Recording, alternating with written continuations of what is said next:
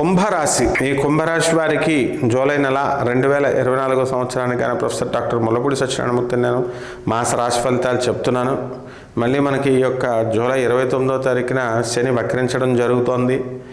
మరి ఇప్పటికే ఏలినాటి శని ప్రభావం ఉంది. ఈ ఏలినాటి శని ప్రభావంలో ఈ శని వక్రించడం వలన మనకి అధికంగా ఇంకా ఏమైనా మమ్మల్ని ఇబ్బంది పెడతాడా, లేకపోతే లాభాలు చేస్తాడా అర్థం కాని పరిస్థితుల్లో మకర కుంభ మీన రాశుల వాళ్ళు ఉన్నారు. మీరేం భయపడకండి. -++ అని అన్నారు.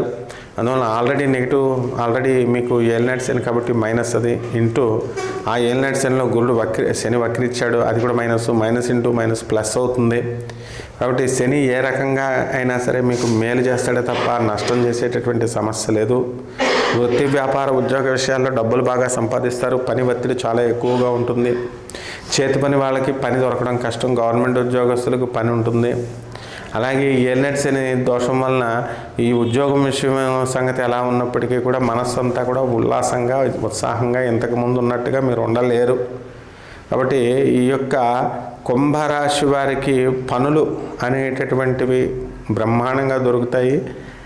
ఆ విధంగా మీరు అనేక రకమైనటువంటి వ్యాపారాలు చేయండి. కుంభరాశి వాళ్ళు ఇనప వ్యాపారం జోలికి వెళ్ళకండి.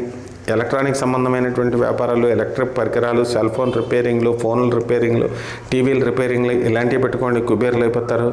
లేదా ఈ యొక్క అష్టమ స్థానంలో ఉన్నటువంటి కేతుగ్రహ ప్రభావం వల్ల మీకు సూసైడ్ చేసుకోవాలని అనిపిస్తుంది. మీరు మరి డిప్రెషన్లో ఉన్నటువంటి వాళ్ళతో కనుక మాట్లాడి స్నేహాలను కనుక పెంచుకున్నట్లయితే ఖచ్చితంగా వాళ్ళు మళ్ళీ మిమ్మల్ని డిప్రెషన్కి పంపిస్తారు. దాని ద్వారా మీరు ఆత్మహత్య చేసుకోవడానికి అవకాశాలు ఉంటాయి. కాబట్టి వ్యాపారంలో చాలా జాగ్రత్తగా చేసుకోండి. వ్యాపారానికి అసలు తిరుగులేదన్నమాట మీరు. ఈ విధంగా కుంభరాశి వాళ్ళు అనేకమైనటువంటి మీకు విచిత్ర సంఘటనలు అన్నీ కూడా మీ కుంభరాశి వాళ్ళకే జరుగుతాయి. కాబట్టి ఈ కుంభరాశి వారికి రెమెడీస్ ఏంట్రా అంటే ఈ యొక్క ఏలినాటి శని కానీ జపం చేసుకోవాలి, శని జపం చేసుకోవాలి, శని స్తోత్రాలు చదవాలి, శనికి కిలోంపావు నల్ల నువ్వుల్ని, నల్లని వస్త్రాన్ని పేద బ్రాహ్మడికి దానం చేయాలా.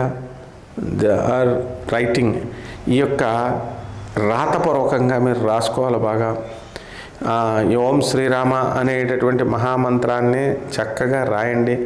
గాణగాపురం వెళ్ళండి, దత్తాత్రేయ స్వాముల వారి దర్శనం చేసుకోండి.